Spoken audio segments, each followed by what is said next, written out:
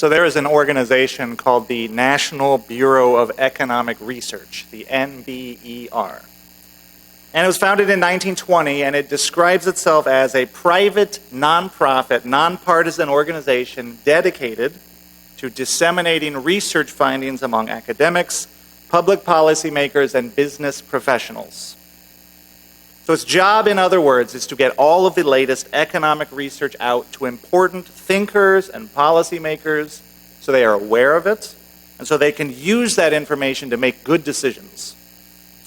One way that the NBER does this is by a weekly email that they send out on a regular basis to about 23,000 people, thinkers, academics, policymakers. And the email lists all of the research articles that have been published that week, just so that people know that they exist and they can go look at them. This seems like a helpful and innocuous thing to do, right? Remember, this is an objective, nonpartisan group. Their only interest is informing people. So they say, here you go, here's what's out there in no particular order. Now, this church has an e-blast that we send out every week, a list of things that you might want to know about. Most of you probably get that email. And I was going to ask, show of hands, how many people read it, but I decided that was a dangerous thing to do, so I'm not going to do that. So instead, I'll just say, if you do read it, I want you to think about, do you read the whole thing? Because it's a pretty long email sometimes to scroll through. And do you read the whole thing with equal care and attention? The very last item just as alertly as the very first. So a group of 4 researchers from prestigious universities got this idea in their head. What if all of these important thinkers and academics and policymakers read their emails just like the rest of us? And what if they read their NBER weekly research bulletin just like the rest of us? And what these researchers discovered is that articles that were at the top of the NBER email list got looked at and read and cited much more often than articles at the bottom, irrespective of any merit or value that they had. And it was a lot more. It was like 27% more. And this is important because the number of times an article is cited determines in the public's eye how valuable and important that article is, and it has a snowball effect because other people will now read it even more and count on it. And that means that that article is influencing public policy. So this NBER list, which was intended to just assist with making better public policy, was actually distorting public policy. The researchers published their finding in an article called "It's Good to Be First: Order Bias and Reading in Citing NBER Working Papers." And as a result of their finding, the NBER now sends this email with a randomized list. So the list I get would not look like the list you get, and no article gets special treatment. And I tell this story not to pick on the NBER, which is a perfectly fine institution, but because when I heard it, it impressed on me again how much of what is in our head and what is in our decision making and what is in our behavior is purely non-rational.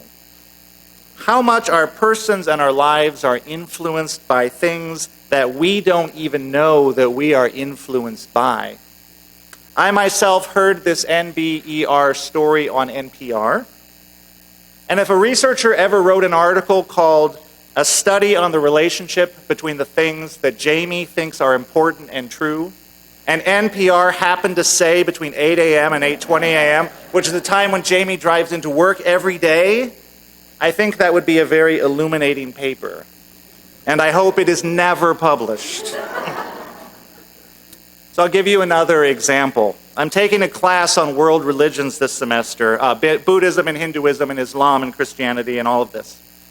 And so in the first lecture, the professor put a map of the world on the projector to help orient us. And it's a little vague, but this is the map of the world that she put up to orient us. Do you feel oriented? Because many of the students in that class felt a little disoriented, and they had a hard time articulating how uncomfortable this map made them. because it made them really uncomfortable. So this is a very famous map. It was actually made by an Australian in the 70s. Seriously. I don't know if this particular one, but the concept.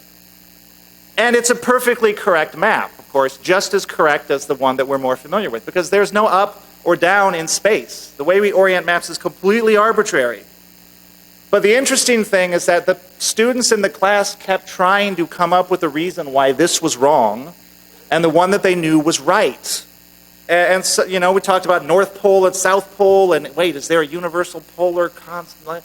And someone talked about, well, like, that's not how it looks from satellite photos. The professor said, who do you think is sending up the satellites and choosing which images get shown? So it's fascinating to me how something as arbitrary as an orientation of a map can deeply inform our worldview and our sense of how the world really is in a way that we are emotionally attached to it. And of course, if you think back to the lists in the usual map, who's on top and who's below, and what is it that we're emotionally attached to? So my feeling is a healthy dose of skepticism is called for about our own worldview, about the things we think we know, and about the forces that shape those things. And a healthy dose of skepticism is similarly called for about our own routines, the routines in our thinking and the routines in our lives. I find myself in a car every day between 8 a.m. and 8:20 a.m., not because I think this would be a lovely and soul-enriching time for a little motor excursion, right? A little mini pilgrimage. But because my employer thinks that 8:30 would be a lovely time for me to be at work, and I have come to agree with their point of view on this matter. So we need a healthy skepticism. A healthy skepticism. We can't live our lives in a state of paralysis. I mean, we could, but we still have to get milk and pick the kids up from daycare and all that, right? Life is life. But neither should we be too accepting of what we think we know or how we think we need to live, or even that we think we are the ones who decided how we think we need to live. This month, our worship theme is change and transformation. And my feeling is, spiritually speaking, it's a good idea to shake things up from time to time. Not like Etch-a-Sketch level of shake things up, right? Like a gentle shake-up, a gentle disturbance. It's good to take ourselves out of our usual routines and our usual context and inject a little newness into our lives.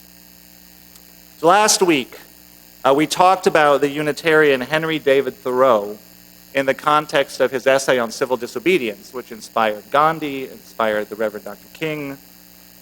Today I'll mention his other famous work in this context, Walden, which was in its own way just as revolutionary. In Walden, Thoreau was responding to what he saw as the suffocating sterility and spiritual barrenness of American capitalism, and the way that our freedoms and our natural desires are restricted and restrained in all these different ways to turn us into like the ideal, obedient, clock-punching corporate citizen. And remember, he's writing in 1850. In 1850, Thoreau was like, capitalism has gotten out of hand. And so against what he saw as the impositions of commercial life on the soul, he rejected modernity wholesale. He tried it anyway. He left society to live on his own. He built a little cabin deep in the woods by Walden Pond, and he lived there for 2 years, and he wrote about it obsessively so that other people could do the same thing. He said, I went to the woods because I wished to live deliberately, to front only the essential facts of life and see if I could not learn what it had to teach, and not, when I came to die, discover that I had not lived. I did not wish to live what was not life, nor did I wish to practice resignation. I wanted to live deep and suck out all the marrow of life. Now, in reality, Walden Pond was just like a mile or two out of the way, not like deep back in the back, out back.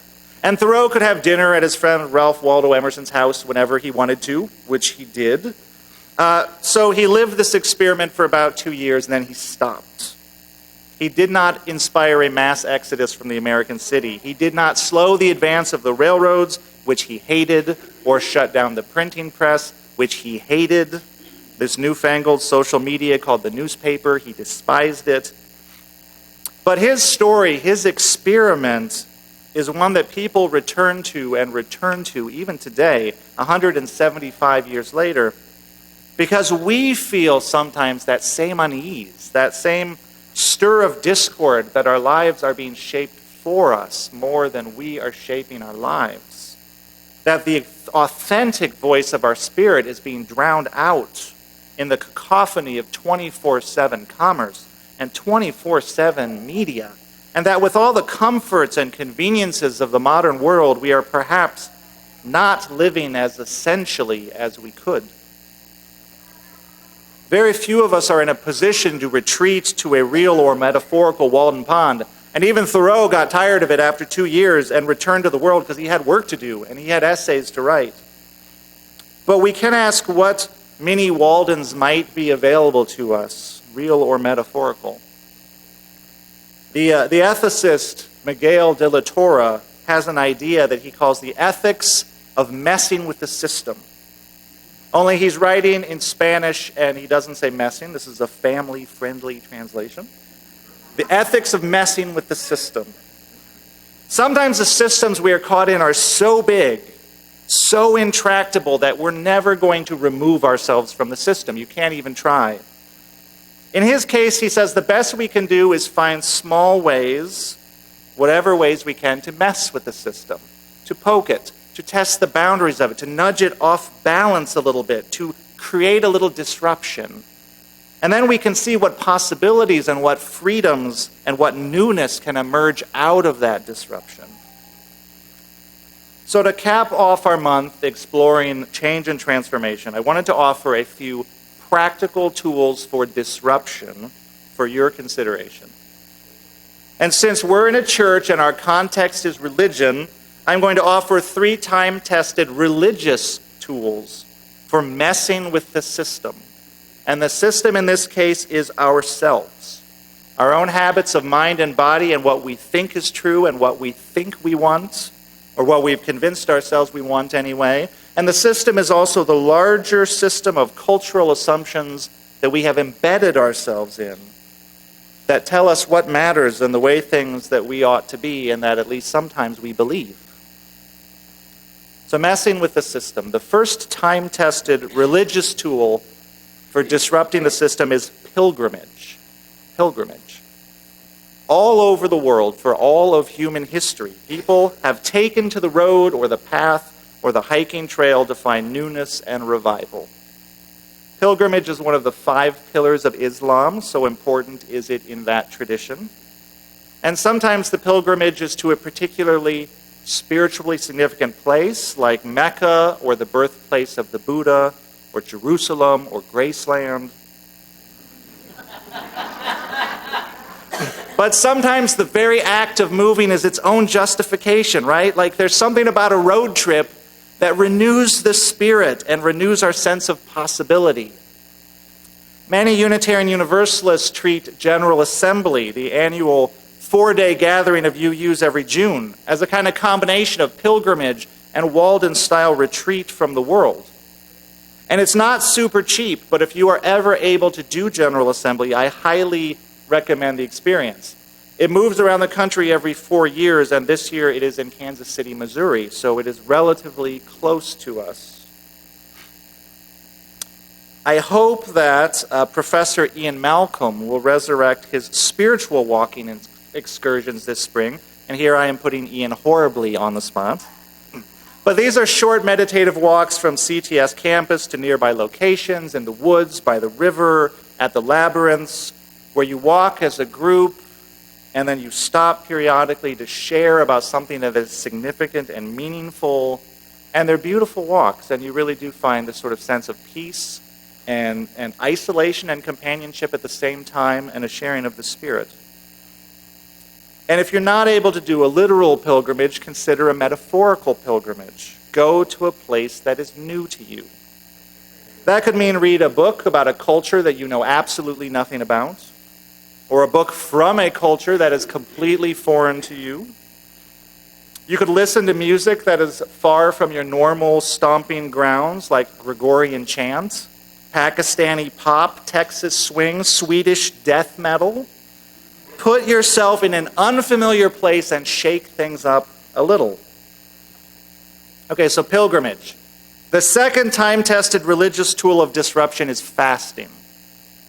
For millennia, religions have used short fasts from food or water or both as a way to sharpen the mind, to shake one out of the routine habits of consumption, to make us more grateful for what we have and to remind us of what it is like not to have, and inspire our compassion.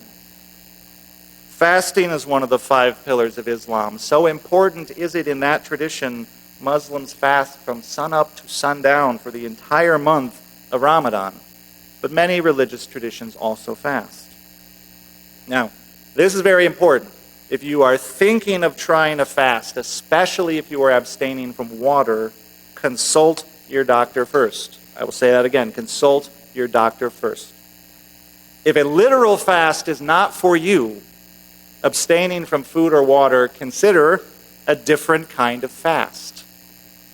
Give up social media for a day, or a week, or a month. Or Netflix if you're a Netflix person, or Hulu. If you have a landline, turn off your cell phone for a day or a week.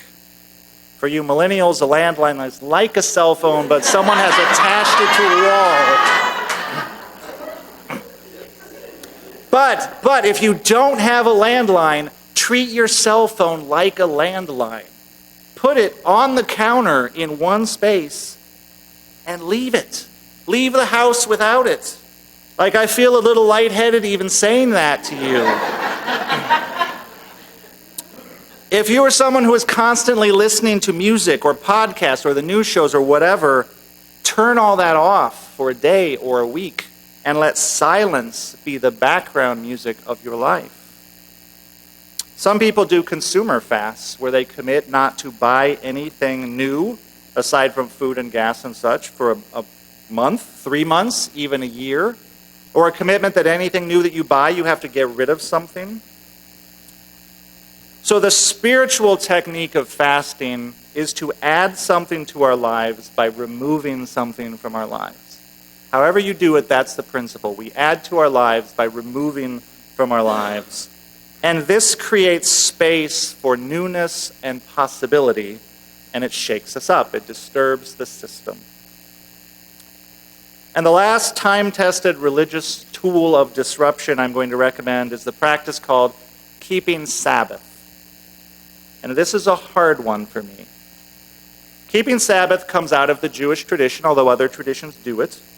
And the idea is to take one day of the week from sundown to sundown in the Jewish tradition, from sundown to sundown, and abstain from all work. All work. During that time of keeping Sabbath, you don't cook, you don't clean, you don't check your email, you don't shop, you don't mow the lawn, you don't run errands of any kind. On the Sabbath, you set aside the external cares of the world and you just be. By yourself, with your friends, your family. And full disclosure, I find this idea almost impossible to imagine. But there's a UU minister, the Reverend Anna Levy-Lyons from First UU Brooklyn, who is also Jewish, and it is her family's practice to keep Sabbath, a practice that they do faithfully every week, and she's been introducing this practice to her congregation. She writes in Tikkun magazine about how for her family, keeping Sabbath is a counter-cultural act. She says, it is the non-negotiability of Sabbath that gives it its power.